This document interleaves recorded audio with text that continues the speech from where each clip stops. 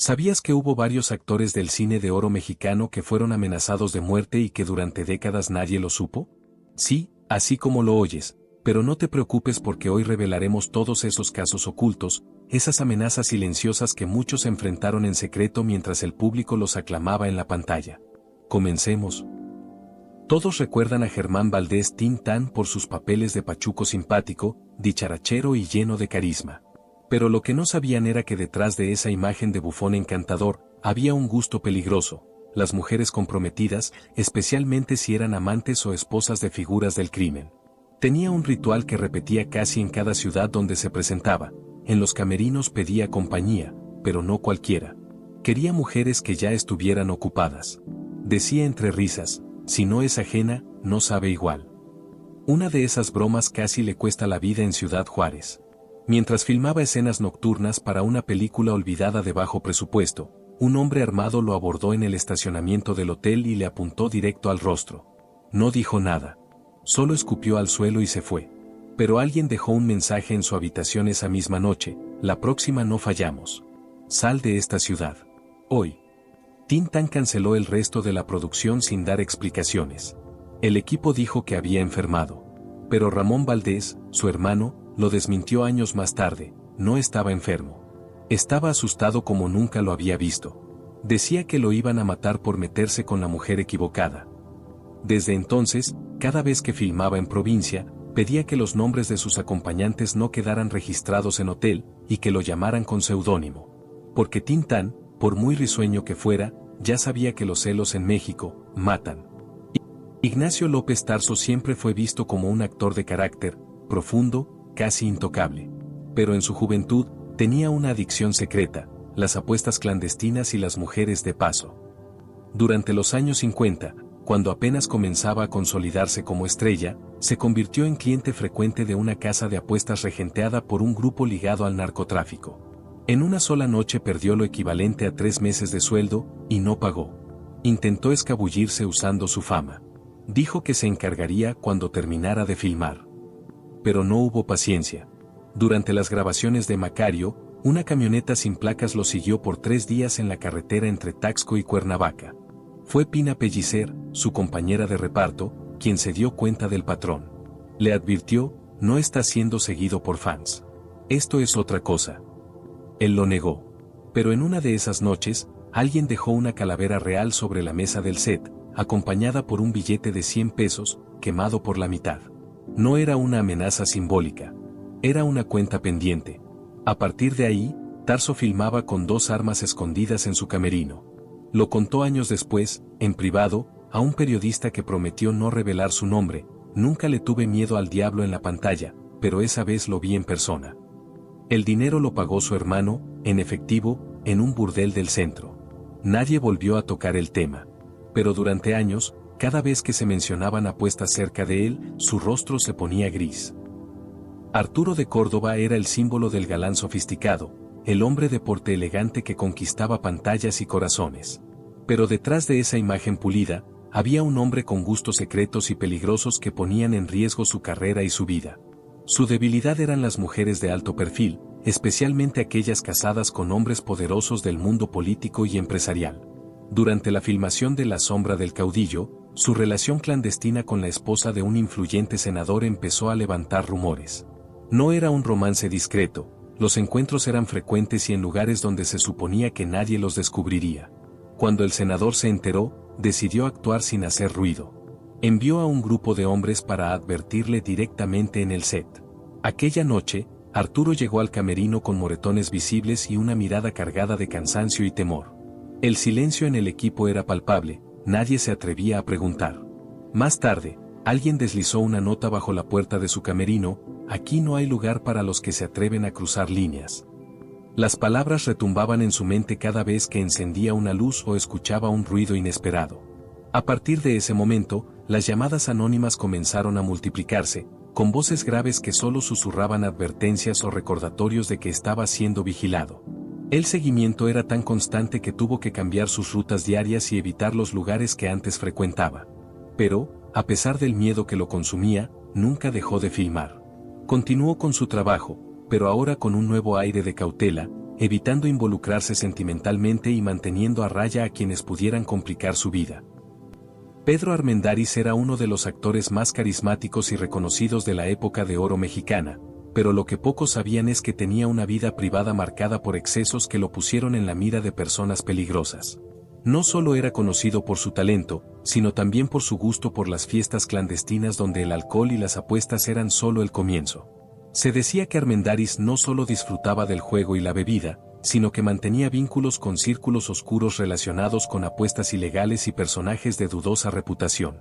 Estas relaciones le causaron problemas serios cuando, en una ocasión, fue sorprendido apostando grandes sumas en una reunión privada organizada por uno de los mafiosos más temidos de la Ciudad de México. Lo que parecía una noche de diversión terminó en un enfrentamiento directo. Uno de los socios de esas reuniones, al ver que Pedro debía una gran cantidad de dinero y se negaba a pagar, le advirtió con voz fría: «Tienes 48 horas para saldar tu deuda, o tu carrera será lo de menos». No fue la única vez que Armendáriz recibió mensajes amenazantes. En el set de filmación, llegaron notas anónimas en las que le advertían que los deudas no se olvidan y que el siguiente paso sería hacerlo público y arruinar su imagen para siempre. A pesar de las amenazas, Armendáriz intentó mantener su vida profesional intacta. En privado, llegó a decir: «Si me caigo, que sea por mis errores, no por cobardes que juegan sucio en las sombras». Pero la presión era constante. Se rumoraba que llevaba guardaespaldas y evitaba frecuentar ciertos lugares, aunque nunca quiso hacerlo público. Su vida fuera de cámara era una mezcla de glamour y riesgo, y no todos sus colegas estaban dispuestos a acercarse a él por miedo a verse involucrados. Antonio Aguilar, ícono del cine mexicano y símbolo de la tradición charra, siempre proyectó una imagen de hombre fuerte, honorable y respetado. Pero detrás de esa fachada de gallardía se escondía un temperamento explosivo, especialmente cuando alguien se cruzaba en su camino, sobre todo si era alguna mujer vinculada a su entorno. Durante el rodaje de El Águila Negra, comenzaron a circular rumores sobre una relación clandestina que mantenía con la esposa de un poderoso productor del medio. No era un romance discreto, y aunque intentó mantenerlo oculto, las voces comenzaron a multiplicarse. Cuando el marido se enteró, decidió no acudir a las vías legales ni a la prensa. En cambio, optó por una acción directa y peligrosa. Una noche, mientras el equipo de producción trabajaba en el set, apareció un hombre armado y dejó un mensaje claro y aterrador: «Respeta lo que no es tuyo, o esto será solo el principio». Desde ese momento, el ambiente en el set cambió por completo. Los compañeros de Antonio notaron que dejó de socializar, que su carácter se volvió más reservado y que siempre estaba acompañado por guardaespaldas, algo poco común para él. En una ocasión, el mismísimo Jorge Negrete lo confrontó en privado, advirtiéndole con tono serio: «Antonio, cuidado con meterte en terrenos peligrosos. No todos tienen la paciencia que tú crees». Pero Antonio, fiel a su carácter, no hizo caso. Tiempo después, hubo un tiroteo en las afueras del estudio, un episodio que, aunque no lo involucró directamente, fue interpretado por todos como una clara advertencia para que abandonara sus aventuras.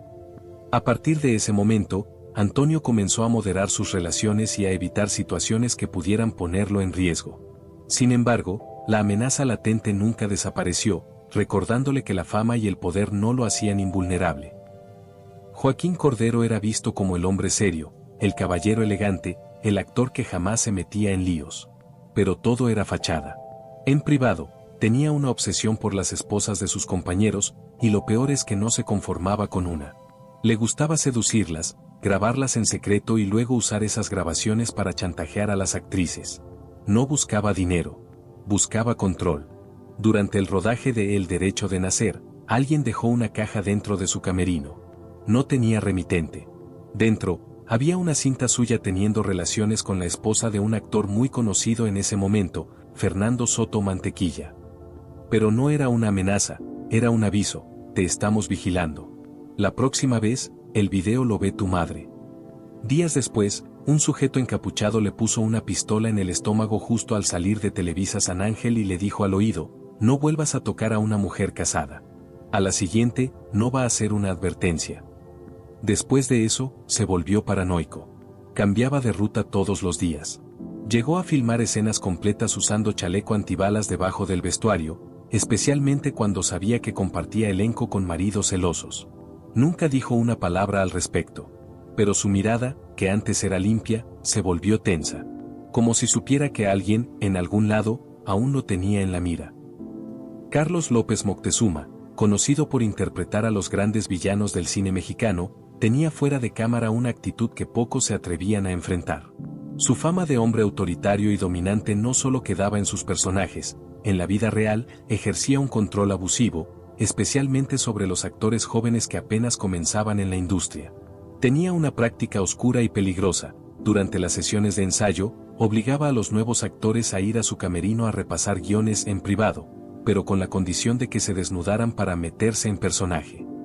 Muchos cedían, no por voluntad, sino por miedo a ser expulsados o marginados de futuras producciones. Durante el rodaje de La Barraca, uno de esos jóvenes actores, cuyo nombre fue borrado de todos los registros para protegerlo, se negó a someterse a las exigencias de López Moctezuma. A la mañana siguiente, apareció brutalmente golpeado en la entrada del estudio, un aviso claro de las consecuencias de desobedecer. Aunque la producción intentó mantener el silencio, el escándalo llegó rápidamente al Sindicato de Trabajadores de la Producción Cinematográfica. En una reunión privada, el jefe sindical de aquel entonces, Jesús Díaz de León, le hizo una advertencia directa y sin rodeos: si vuelve a aparecer un actor lastimado en tu set, te quedarás sin lengua para dar órdenes. La presión subió de tono. Días después, en su camerino, López Moctezuma encontró una cabeza de rata dentro de un sobre con una nota que decía, de parte del sindicato: no olvides la promesa.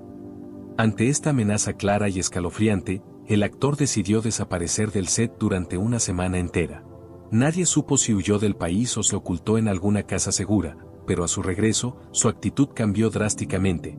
Ya no gritaba ni amenazaba, y nunca más se acercó a los actores jóvenes de la misma manera. En una entrevista años después, cuando le preguntaron por qué había dejado de interpretar villanos, respondió con voz grave y seria: porque en la vida real ya me tocó ser uno, y no fue nada divertido. Julio Alemán siempre fue considerado uno de los rostros más varoniles y seductores del cine mexicano. Lo que no muchos sabían era que tenía un patrón: perseguía jovencitas, muchas de ellas aspirantes a actrices, muchas otras, a menores de edad. Durante el rodaje de El Tunco Maclovio, se obsesionó con una joven de apenas 15 años que trabajaba en la cocina del set, en Durango. Se la llevaba al tráiler donde se cambiaba de ropa y la mantenía horas allí dentro. Cuando su padre, un hombre del pueblo, lo descubrió, no lo denunció a la policía. Le declaró la guerra por su cuenta. Unos días después, alguien disparó a los neumáticos del coche en el que viajaba Alemán rumbo a la ocasión. No hubo heridos, pero el mensaje fue claro. Luego, el propio director Roberto Gabaldón confesó que una noche encontraron una cabeza de gallina ensangrentada colgada del espejo de su camerino, con una nota que decía: los demonios también se mueren, aunque se vistan de traje. Julio no volvió a dormir tranquilo en esa filmación. Contrató a 2 hombres de seguridad y pidió que las escenas nocturnas fueran canceladas. Le dijo al productor que había recibido un aviso del más allá. Pero todos sabían que era algo mucho más terrenal. Años después, en una entrevista borrosa y poco difundida, se le escapó una frase: a veces uno comete errores con personas que no te perdonan nunca. Se refería a eso. A la familia que lo juró muerto en silencio, y que casi lo logró. Jorge Mistral, el galán español que conquistó México con su acento y su mirada intensa, tenía un defecto que lo hacía peligroso incluso para él mismo: no sabía decir que no. Si le gustaba una mujer, iba por ella. No le importaba si era casada, prometida o intocable. Eso fue lo que ocurrió con la hija de un político ligado a la Secretaría de Gobernación. Una joven de apenas 17 años que Mistral conoció durante una fiesta organizada por Rosita Quintana. Dicen que se la llevó a Acapulco 2 días después, sin decirle a nadie. Cuando el padre de la joven se enteró, no hizo llamadas. Envió a 2 hombres armados al set de El Espejo de la Bruja, donde Mistral filmaba una escena en un cementerio. Los tipos no hicieron ruido. Uno de ellos simplemente se le acercó y le dijo: o la regresas hoy mismo, o el próximo muerto de esta película serás tú.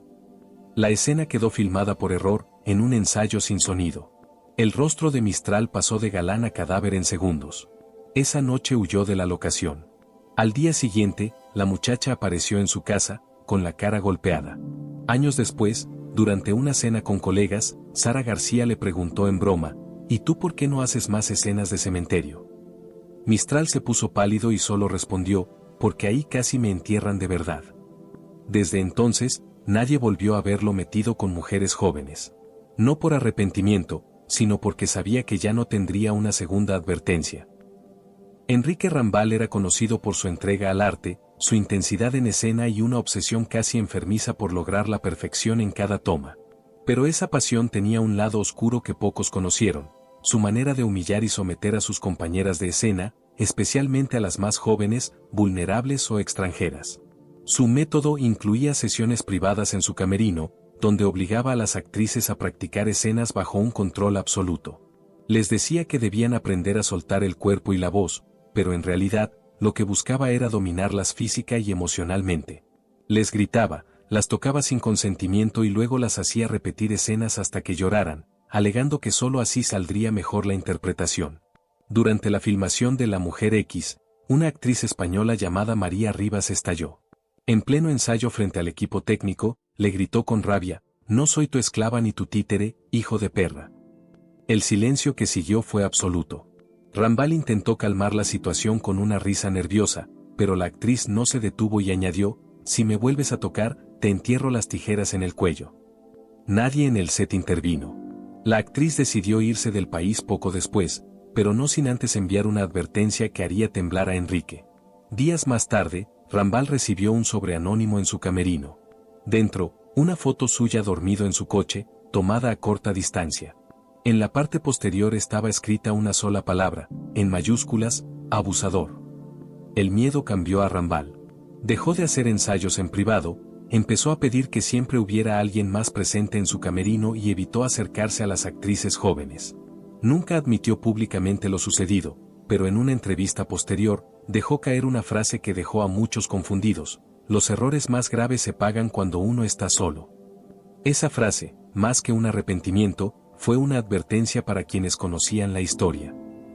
Luis Aguilar, conocido como el Gallo Giro, era una figura emblemática del cine mexicano, famoso por su carisma, voz potente y su imagen de hombre apasionado. Pero detrás de esa fama y encanto, ocultaba un lado oscuro lleno de excesos y riesgos que pocos conocían. Le gustaba rodearse de mujeres jóvenes, muchas de ellas hijas de productores y empresarios influyentes, y no dudaba en usar su poder para mantener esas relaciones en secreto y bajo control. En las fiestas privadas, donde el alcohol y el poder se mezclaban, Luis no tenía límites, y sus conquistas eran tema de susurros en los pasillos. Durante el rodaje de Vuelve el Gallo Giro, una joven actriz que formaba parte del elenco denunció en privado que había sido acosada por Aguilar y que él la había amenazado para que no contara nada. La noticia llegó rápidamente a los oídos de su padre, un hombre con conexiones profundas en el mundo del AMPA y el poder local. En respuesta, esa misma noche, un paquete llegó al camerino de Luis. Dentro había una pistola y una nota sencilla pero contundente: por favor, cuida tus pasos. No todos juegan limpio. El impacto fue inmediato. Aunque Luis nunca habló públicamente del incidente, sus compañeros notaron un cambio. Empezó a evitar quedarse solo en el set, a no asistir a las fiestas nocturnas y a rodearse siempre de un grupo de seguridad improvisado. Su carrera siguió adelante, pero esa amenaza dejó una marca imborrable. Luis aprendió que, en su mundo, el encanto y la fama no siempre son suficientes para protegerse de quienes guardan rencores y están dispuestos a hacer justicia por mano propia. Víctor Manuel Mendoza era famoso por interpretar papeles de hombre fuerte y valiente, una figura casi imbatible en la pantalla. Su imagen era la del macho recio, el que no se doblega ante nadie. Sin embargo, en la vida real, sus excesos con mujeres casadas de familias influyentes en el medio artístico y político le trajeron consecuencias que jamás imaginó. Tenía fama de conquistador y de no temerle a nada. Durante el rodaje de Campeón sin Corona, se rumoreó que mantenía una relación clandestina con la esposa de un importante funcionario del gobierno. Se veían en casas ajenas, con cuidado pero sin demasiada discreción. La pasión y el riesgo eran parte de su estilo, pero no sabía que estaba jugando con fuego más de lo que creía. Cuando el marido de la mujer se enteró, no se limitó a las amenazas verbales. Una noche, mientras Mendoza filmaba escenas nocturnas en una locación a las afueras de la ciudad, un grupo de hombres armados irrumpió en el set. No gritaban, no golpeaban, solo mostraron sus armas y entregaron un mensaje corto pero escalofriante: déjala o serás tú el próximo desaparecido. La tensión fue tan fuerte que el director detuvo la filmación por esa noche. Algunos miembros del equipo juraron haber visto a Víctor con el rostro pálido y las manos temblorosas mientras salía del lugar escoltado por 2 asistentes.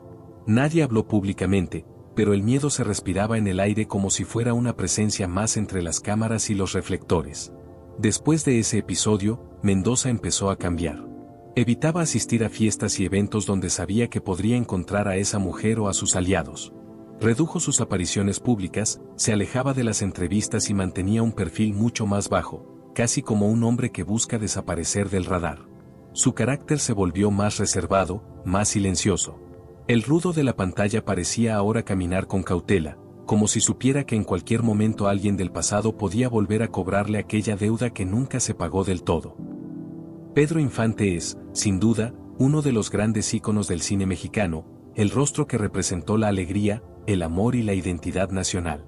Pero detrás de esa imagen brillante y popular, había un lado oscuro y peligroso que muy pocos conocieron en vida. Pedro tenía una costumbre que lo metió en problemas con personas muy poderosas, involucrarse sentimentalmente con mujeres casadas, especialmente con esposas de políticos o empresarios con conexiones profundas dentro del mundo sindical, militar o cinematográfico. Lo hacía con descaro. Su encanto natural le abría puertas, pero también lo ponía en la mira de hombres que no perdonaban las traiciones. Durante el rodaje de Nosotros los Pobres, se rumorea que tuvo un romance clandestino con la esposa de un líder sindical influyente en la industria del celuloide. Ella lo visitaba durante los ensayos con la excusa de llevarle comida o acompañarlo un rato, pero todos sabían que no era por cortesía. Cuando el marido descubrió la relación, no acudió a la prensa ni al escándalo público. Prefirió enviar un mensaje más directo y brutal. Una noche, mientras Pedro repasaba el guión, un hombre vestido de técnico se le acercó y, sin rodeos, le susurró al oído: «Estás jugando con fuego, Pedro. La próxima vez no seremos tan amables». La advertencia fue tan cruda que el ambiente en el set se congeló. A partir de ese momento, comenzaron a llegarle amenazas anónimas, cartas con balas, llamadas telefónicas en la madrugada que simulaban disparos, y hasta un día en que alguien rompió el cristal de su coche con un puño americano, dejando una nota clavada en el asiento que decía: «La próxima vez será tu cara». Sus amigos más cercanos aseguraban que lo notaron más callado, menos bromista. Aunque nunca lo admitió públicamente, Pedro comenzó a rodearse de personas que actuaban como su seguridad personal, algo que antes consideraba innecesario. Aún así, nunca dejó de arriesgarse. Como si supiera que su vida no sería larga, vivía con intensidad. Pero la sombra de la amenaza permanecía cerca, recordándole que, aunque fuese un campeón en la pantalla, fuera de ella no estaba invencible. En una entrevista grabada en privado, Pedro confesó a un periodista cercano: «No sabía que mi vida corría peligro por amar a quien no debía. Pensaba que solo estaba viviendo la vida, pero hay líneas que no deben cruzarse». A pesar de todo, continuó con su trabajo, pero la sombra de esas amenazas nunca lo abandonó. Sus amigos más cercanos cuentan que en los últimos meses antes de su trágico accidente, Pedro jamás salía solo y siempre llevaba consigo a un hombre de confianza para protegerlo en sus traslados. Esa mezcla de fama, amores prohibidos y amenazas ocultas pintaron una vida llena de luces y sombras, donde la muerte parecía acecharlo mucho más cerca que en cualquiera de sus películas. Y detrás de estas historias, hay muchos más secretos que el cine de oro prefirió ocultar. Así que suscríbete y no te pierdas las revelaciones que vendrán en el próximo video.